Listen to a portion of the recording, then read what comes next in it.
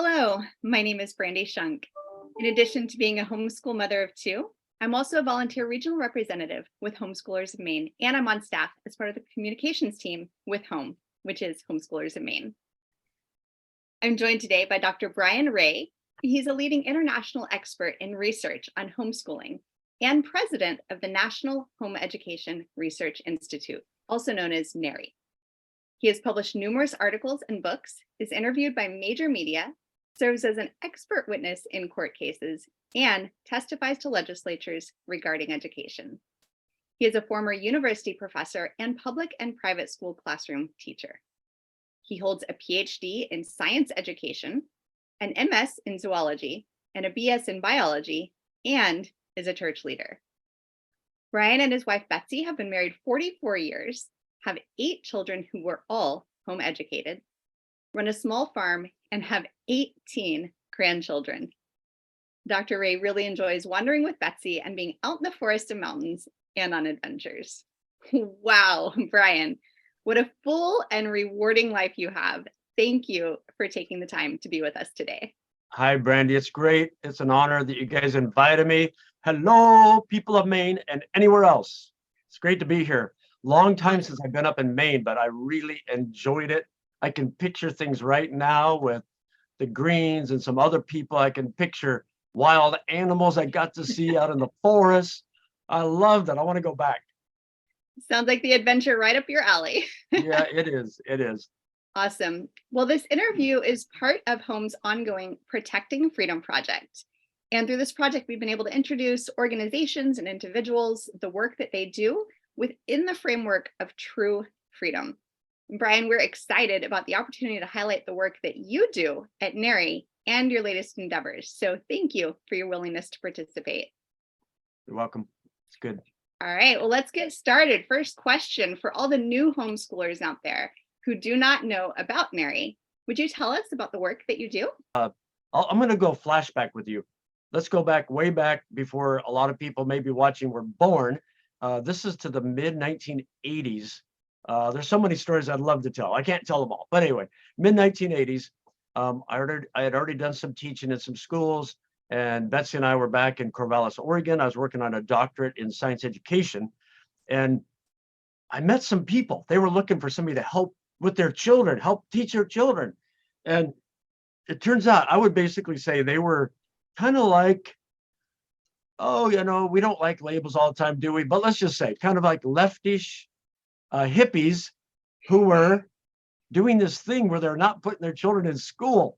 And we didn't even know what to call that back then. And I got very fascinated talking with them. And then eventually I looked to see, is there any research on this thing that they're doing, this alternative in education? Because I was interested in alternatives. Betsy and I were into organic gardening and drip irrigation. Awesome. Before it was popular, we just were looking for things that worked, and things like home birth, all those kind of interesting things. Anyway, there was almost no research on this phenomenon. Well, eventually it became known as homeschooling, right? In America and other countries, home education. And we all know now it's just an old practice, thousands of years, that made a comeback. So in 1985, I started a journal called Homeschool Researcher. And notice 2 words, homeschool researcher. So that tells you a little bit about the time in history before it became, socially acceptable as one word.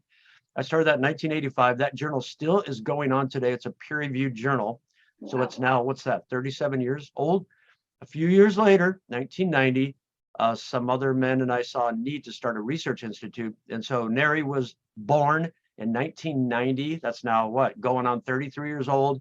And it's a nonprofit. And the focus is, guess what? Research. We do basic research, gather data, analyze it, report on it.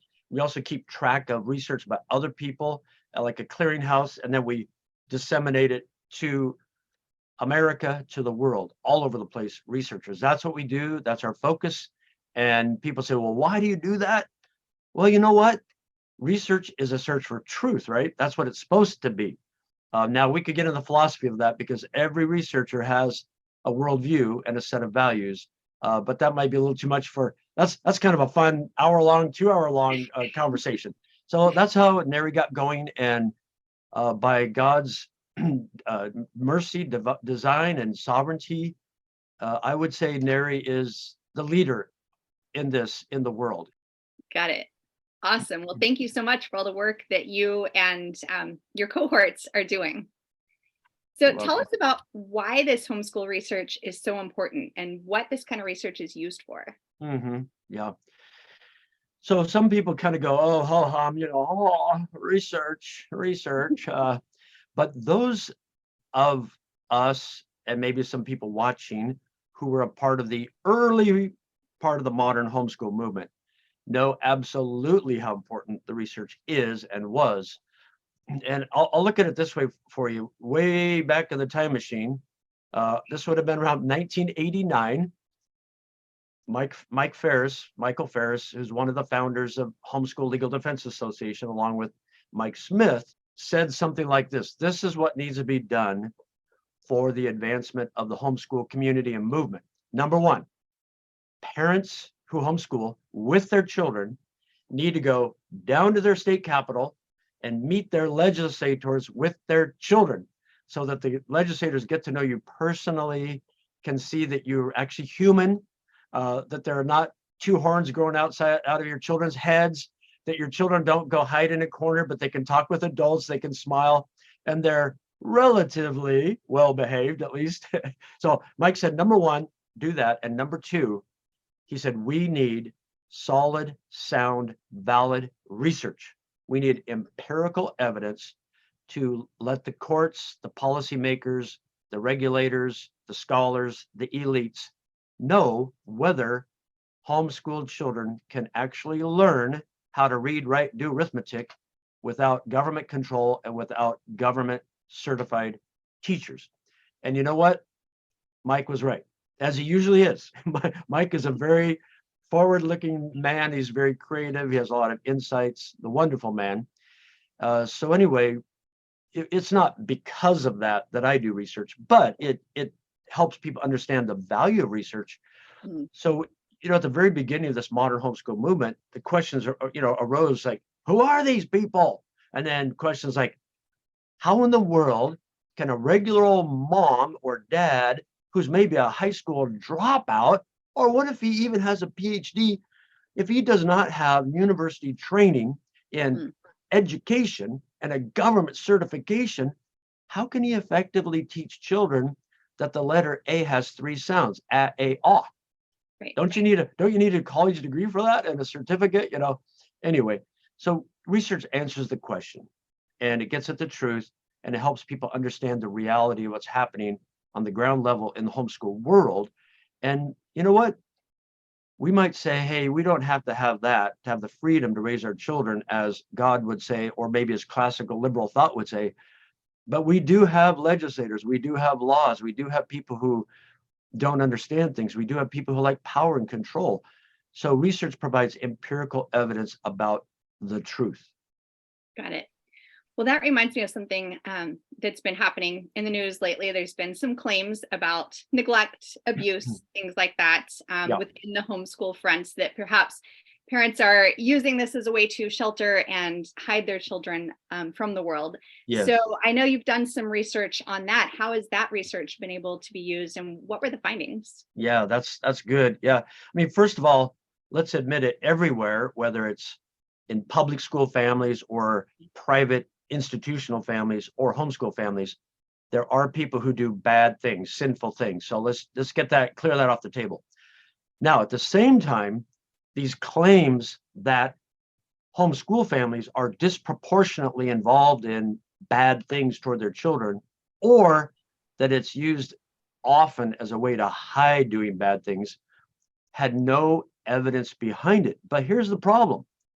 Sometimes people make these claims, or sometimes any old American or somebody who lives in the United Kingdom or wherever, or a legislator watches a news report and emotions get all worked up, like, oh no, oh, I heard a story like that 2 months ago. Now here's another story. So it's an anecdote, but it's very emotional, and people want to try to stop all evil before it happens. So as a researcher, others and I asked the question, However, what's the empirical evidence? And I'll tell you, there is very little, and there was almost none before the study. So I got to do the study with a wonderful colleague named Dr. Danish Shakil. Just a wonderful, to me, a young man. He's way younger than I am. And that was great to work with him. So in a nutshell, here's what we found. So we divided our subjects, our participants, who are our adults, who are looking back at growing up. And we collected all kinds of information about them, demographics, ethnicity, and how many years were you homeschooled, public school, private schooled, what was the income level of your family growing up, what's your income level now, how many children in your family growing up, how many years did you spend in foster care, did anybody harm you sexually, physically, neglect, when did it happen, how old were you, and then we knew what they were in at the time, homeschool, public school, private school, all these questions. So here's what we found. Number one, two big findings. One, the type of schooling that a person was in is not significantly related to the amount of abuse and neglect. In other words, if you control for the demographics, like income level of the family, years spent in foster care, how big the family was or was not, ethnicity, race, if you can statistically control for all of those concepts, and almost everybody's heard that term, control, in a good study, you have to control the factors. If you do all of that, no difference between conventionally schooled and homeschooled in terms of rates of abuse and neglect. Number one. Now, if you're on one side of the argument, you say, oh, that's bad news. If you're on another side of the argument, you say, that's good news. But anyway, no significant difference in this study. But secondly, and this is kind of an extra little punchline, for the relatively small amount of abuse and neglect for those who were homeschooled, it was not happening at home, and it was not being done by the family. The statistical significance was outside of the home, outside of the family. So at places like cooperatives or museums or sports events. So it's a big deal in the policy world and in the academic debate, because it's the first time we have this kind of detailed information from a nationally representative sample to say, hey, you have no business claiming number one, that the abuse is higher or neglect is higher in homeschool families. You have no evidence to say that homeschooling is particularly being used to hide anything. And then third, for the abuse that is happening, even though it's at insignificantly, it's no more than public schools or private schools, it's not happening at home by the parents, it's happening outside. So how does that matter? Well, first of all, in the pure research world, it's just, wow, interesting information, right? Interesting information. Then you could develop theories from it and all that kind of thing. In the policy world, it tells us that if somebody claims that homeschooling needs to be controlled more by the government to try to, quote, protect children, they have no empirical evidence to support that argument. Zero, nada. And there are a few other studies so far. I would say altogether, these studies show overall, if you kind of had to lump them all together, no real difference. Yeah. Some people might argue, well, there's a little bit of evidence that there's a little more abuse and neglect for those who go to public school, but it's not strong at this point. There's not enough research on it. So that's how it happens. That's what works. That's a big deal. Just came out. It's been a little bit of news. It's in a peer-reviewed journal, and I can point people to it later. Awesome. So that's a great resource to share with legislators. Yes. So that they can be influenced on making policy that actually makes sense and actually aligns with the facts and reality. Yes, I mean, Brandy, there are people who specifically, particularly intentionally go to legislatures around the country and try to argue that homeschoolers abuse their kids or hiding abuse, and therefore the government needs to control them more. That's going on as we speak. So this research is very important in that regard. Awesome. And the truth shall set you free, right? Yep, that's right. Yep. Okay, awesome. So what the other research that you've done, what is this showing about the ability of parents to teach their own children? Well, one of the things that I think, the main thing is this. I talked about in the early years of the modern homeschool, how could a non-certified, non-government, licensed, non-university trained person teach children to do basic reading, writing, arithmetic? But of course, almost everybody else knows the other question, the S question. What about socialization? And that question, I thought maybe it would die after 20 years, but it hasn't died. It hasn't died yet. So there are a couple of things that the research has shown, not just my research, by the way. I mean, I get to do a lot of research. I spend full time doing research. So, there's a reason I've done a lot, and my name pops up a lot here and there, and Neri's name pops up a lot here. But many other research. There was a time, I'd say up until about 10 years ago, I pretty much knew all the researchers in the world who were studying homeschooling. But now there are dozens and dozens and dozens. I can't keep track of them all. Here's what we know so far. Let's take academic achievement. And by the way, I'm not trying to say that test scores are why we homeschool or anybody homeschools. We can argue about test scores all the time, by the way. But anyway, when it comes to standardized achievement, most studies show, the majority of studies show, home educated children do better than average on standardized tests, period. Second, when it comes to social and emotional development, the majority of studies show the homeschool children are healthier in terms of social and emotional adjustment than children in conventional schools. And third, when we look at how are they doing in adulthood and leadership, political tolerance, college success, it's a broken record. The majority of studies show that the home educated are doing better than those who went to institutional schools. So, I've got to do a lot on academic achievement. I've done some on the social activities of homeschooled children. I've written some philosophical pieces, but over and over and over and over, I have testified in legislatures across the country. Others have used research, including mine, to testify to legislators. I've been an expert witness in court cases at least 70 times across the United States and in Canada. Wow. And I use that research there to explain to the court, which means the judge usually, hey, look at home educated children are doing at least as well as those who go to public and private schools. And that's very important to enlighten people, to help them understand the truth, to try to take the government, hands and claws and controls off of the homeschool community. So it's been very significant. I hope people can grasp. I hope this generation of homeschool moms and dads can grasp this groundwork has been laid. It's been going on before you now for about 40 years. And if it had not worked out that way, things would not have worked out how they are today. They really wouldn't. I mean, the research has been, go to the HSLDA attorneys and ask them, how important have factual findings been to laws, court cases, all those things. And I want this to not at all sound like praising oneself, but because let's just call it research, okay? Let's take it away from me, take it away from there, but research by people. That's quoted in court cases. That's quoted by legislators. There are legislators all over the country and on Capitol Hill who have little manila folders, little file folders that say homeschooling on it, and they open it up, and there are research facts and figures and summaries in their file folders, in their offices, in their legislative offices. I know that for a fact. I've seen them. I've helped put the research in there. Yeah. Well, Dr. Ray, what I'm hearing from you is that all of this research is not only serving to protect homeschool freedoms, but serving to protect parental rights as well. Would you agree with that? Absolutely. And I think that's something that the homeschool community needs to expand upon and emphasize and get some friends on, and whether families have their children in government public schools or private schools, I firmly believe that the homeschool movement is on the front end of parental rights, parental freedoms.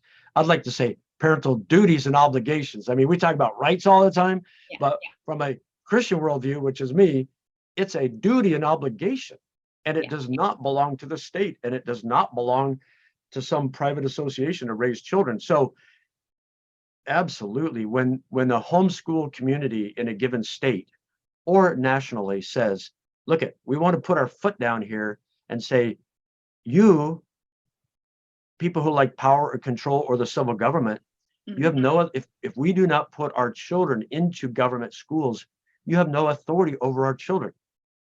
Now, that does not mean, and we all know this, because the Bible tells us the government there is to punish the evildoer. Okay, so if somebody does something evil to their children, the government should step in. But while parents are raising their children, making their own decisions about how to nurture them, admonish them, teach them, train them, the government has no authority there.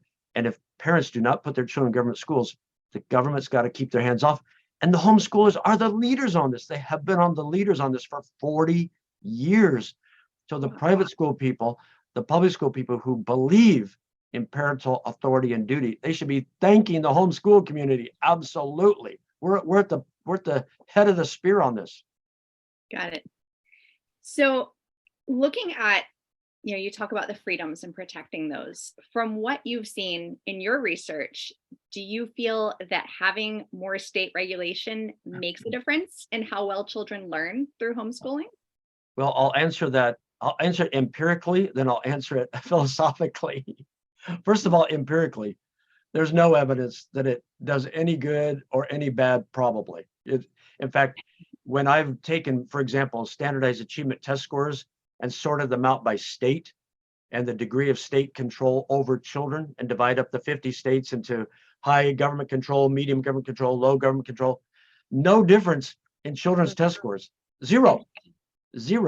And then another one I did like this was there is a database out there. There's some debate about how great the database is. But anyway, I took the database on stories of abuse and neglect of children who are homeschooled. And I sorted that out by high state control, medium state control, low state control, broken record, no difference. Wow. And no correlation between how much state control. So I think what it tells us now philosophically and experientially, I would not expect there to be much difference, because when people home educate their children, they probably already care about their children, right? Right. I mean, all parents say they care about their children. It's going to be a tiny few who, I'll just be blunt, are lazy slobs and sit on the couch all day and eat bonbons while their children run wild. That's just not, if you want to be lazy, send your children away all day, Right. you don't have to take care of them. But second of all, and maybe this is more important, home-based education systemically by its very nature makes available to a child and a family almost all the things that school teachers and professors of education dream about. So if you could talk about homeschooling without saying the word homeschooling, but just talk about one-on-one time, turns of conversation between adult and child, less bullying, less distraction, smaller class size, mentoring, tutoring, customization, individualization, high social capital. Okay, when I say all those words, where does your mind go? Where does it happen more? At an institutional school or at homeschooling? At home all the way. and it doesn't matter whether you or I grew up in public schools or Catholic schools or Protestant schools or New Age pagan schools. We know, everybody knows, by nature, you can do more of all those great things in a home environment. So I think that's probably why, it's just, the government cannot make homeschooling better. And in fact, when the government tries to control homeschoolers more, it puts barriers in the way. It burns up their time. It wastes their time that they could be spending on loving their children and educating children. And also, I want to say this is, we have to get politically correct here for a minute, but the more barriers the government makes, it inequitably interferes with people from more fragile communities and lower socioeconomic status, because they don't feel like they have as much agency and power to make the decision to homeschool when the government's controlling them all the time. Yeah. That's a great lead into my next question. And we've kind of talked around this, but I just want to really kind of hit the nail on the head. Why do parental rights and freedoms, why does this matter? Yeah, I mean, we throw the word freedom around. I want to read Webster here from 1828. A state of exemption from the power or control of another, liberty, exemption from slavery, servitude, or confinement. It could be personal, civil, political, and religious. And now we could get into a couple different worldviews here. Let's just take two. One, from a biblical worldview, absolutely, positively, there are jurisdictions. There's a civil government jurisdiction, There's a church jurisdiction, there's a family jurisdiction, and there's an individual jurisdiction. Scripturally, the parents have the jurisdiction, the duty, and the authority to nurture, admonish, and do the education and training of children, period. The civil government does not.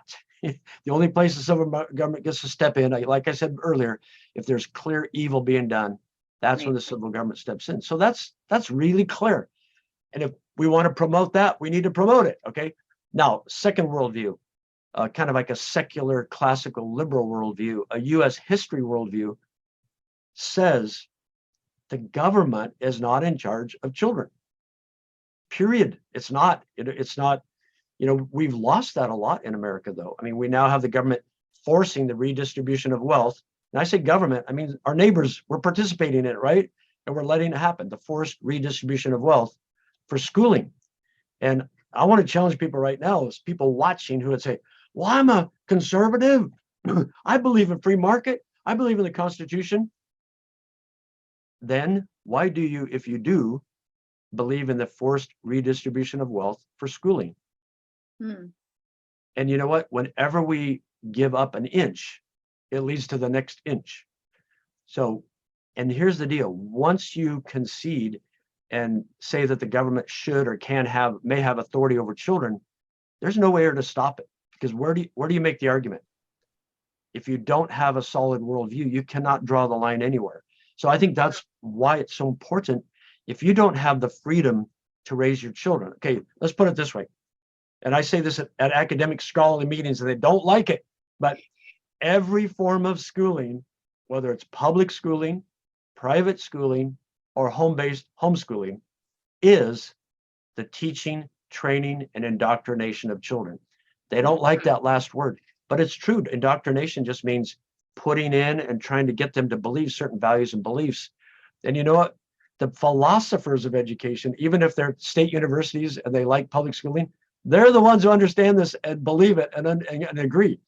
But the run-of-the-mill, so we have to keep that in mind, that if you want the civil government to indoctrinate your children and the people who are in power over the schools and over the curriculum, hey, keep allowing it. Yeah. If you don't, you want to push it back. Yeah. Well, Dr. Wright, you've said that homeschooling is one of the only true freedom spaces that's left in the world. What do you mean by that? Okay, so let me just finish. I was just thinking one more thing. And people say, well, you're just talking about children, Brian. Well, who did children become? They become the mothers and fathers in America or any country. They become the legislators. They become the judges. So remember that saying, he or she who rocks the cradle rules the world. And that's absolutely true. That's why we want to keep parental rights and parental freedom and parental duty.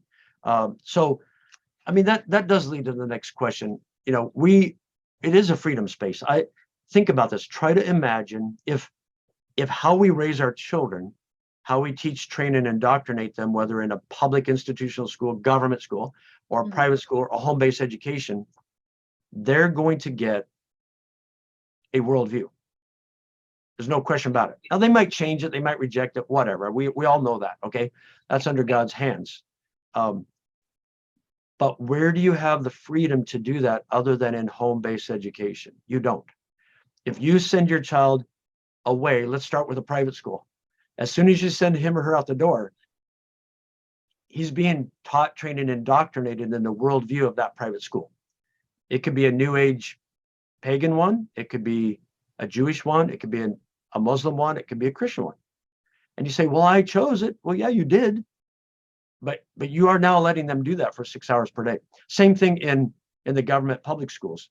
People say, well, they're not religious. They're absolutely religious. Every person is religious and every system is religious because it has presuppositions and values that are being taught to the children. And people think, well, it's just now that public schools have become so strong in leftism and neo-Marxism and statism and socialism and LGBTQIAism. No, it's not just now. It's been a long, slow creep for 120 years. And generation after generation after generation, roughly 87% of Americans have been indoctrinated in that. So that is why we have a culture like we have. Now, if you think the culture is great, well, then I guess put your child in government school. If you think the culture is not so great and does not have the right worldview, don't put them in a government school. But it's the only place where you're free, the parents, to execute their duty and their obligation before God to raise their children how they see fit, with the help of others, by choice. Okay. There's no other place like that. I can't think of another place. And then you also have, when you home educate in most states, you do not have to ask the government school for permission to take your child to the beach or to the mountains or to the shopping center during the day. You do not have to ask the government permission to emphasize blacksmithing over algebra, over whatever. There's no place like that. It's wonderful. There's no place like that. You don't have to ask the government school permission to spend time with your child today. Isn't that incredible? There's no place like that. Got it. I love it. Well, you had mentioned earlier about standardized testing. Tell us more about the project that you're working on now, the 2023 standardized testing option that you're doing with Homeschoolers of Maine, what the value is in that, why it's important, and why people should get involved. Okay. So, the old question is, how can these parents who they're not government certified, they're not university trained, how can they teach their children reading, writing, arithmetic? Well, we have answered that a number of times, but the last time we collected data on any large scale was, and this is kind of sad, getting close to 15 years ago. And in the modern era, we used to say research under 10 years old was okay. And then we said 5 years, but in the modern era of the internet, everybody thinks if it's older than a year, it's old, So we need new information.